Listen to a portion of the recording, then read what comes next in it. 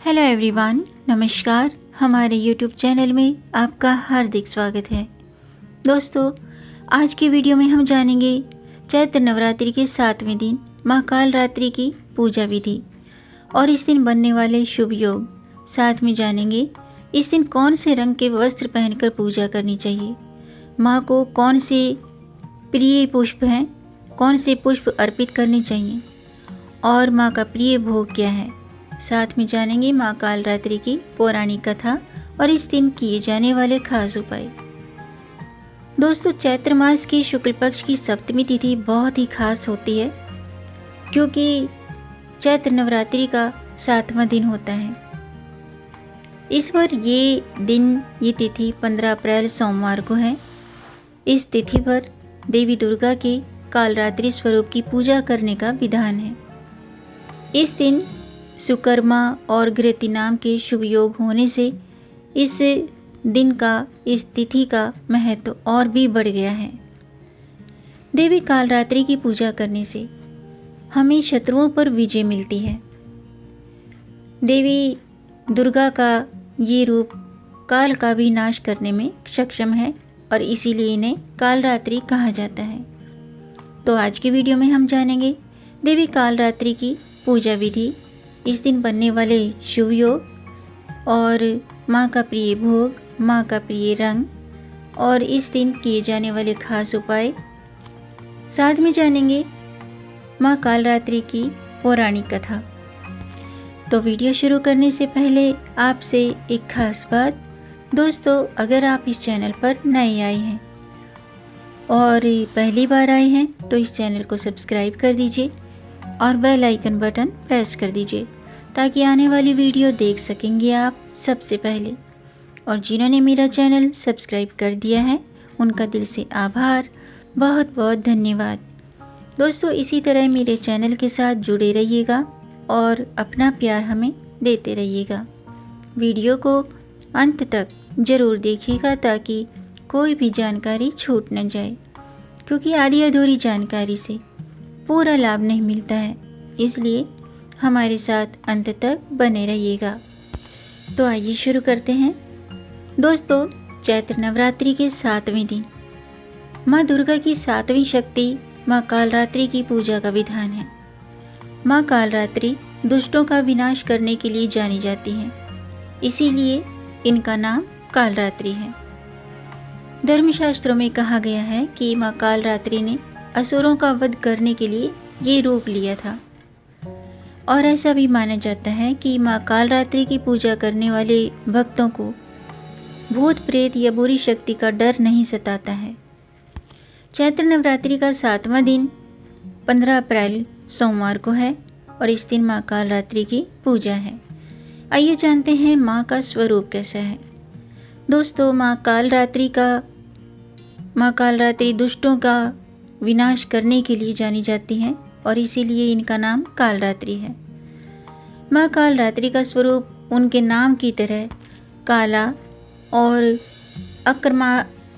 आक्रामक और भयभीत करने वाला है। कालरात्रि माँ के 3 नेत्र हैं जो कि ब्रह्मांड की तरह गोल हैं।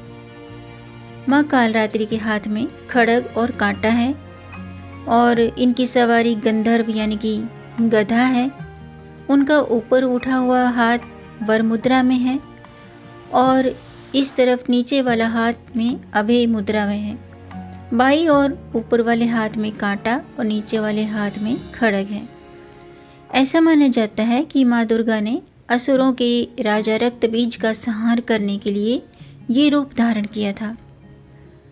और ऐसा भी माना जाता है कि महासप्तमी के दिन पूरे विधि विधान से माँ कालरात्रि की पूजा करने पर भक्तों की सभी मनोकामनाएं पूर्ण होती हैं।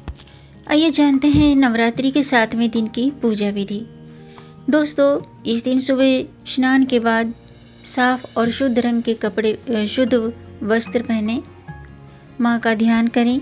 इसके बाद व्रत करते हैं तो व्रत और पूजन का संकल्प लें। इस दिन लाल रंग के कपड़े पहनकर पूजा करें। इसके बाद चौकी पर माँ कालरात्रि की प्रतिमा या तस्वीर स्थापित करें और पूजा की जगह को पहले गंगा जल से शुद्ध कर लें। सप्तमी की रात्रि को तिल या सरसों के तेल की अखंड ज्योत जलाएं। सुबह दीपक जलाकर पूरे परिवार के साथ माँ की जयकारे लगाएं और माँ कालरात्रि को अक्षत, धूप, गंध, पुष्प, गुड़ इन चीज़ों को अर्पित करें। दुर्गा चालीसा का पाठ करें, हवन करें और माँ कालरात्रि को गुड़ से बनी हुई चीज़ें यानी कि गुड़ से बना हुआ मालपुआ और गुड़ से बनी हुई मिठाई ये अर्पित करें, क्योंकि माँ का प्रिय जो भोग है वो गुड़ है। और माँ को उनका प्रिय पुष्प रात की रानी या गुड़हल का फूल, गुलाब का फूल अर्पित करें और माँ कालरात्रि के मंत्रों का जाप करें। मंत्र इस प्रकार है।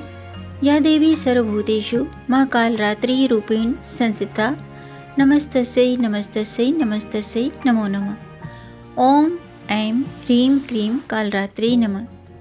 इस मंत्र का जाप करें या फिर ओम ऐं ह्रीं क्लीं चामुंडाय विचे ओम कालरात्रि देवी नमः इस मंत्र का जाप करें और फिर आरती करें। दोस्तों, देवी कालरात्रि शनि ग्रह को नियंत्रित करती हैं।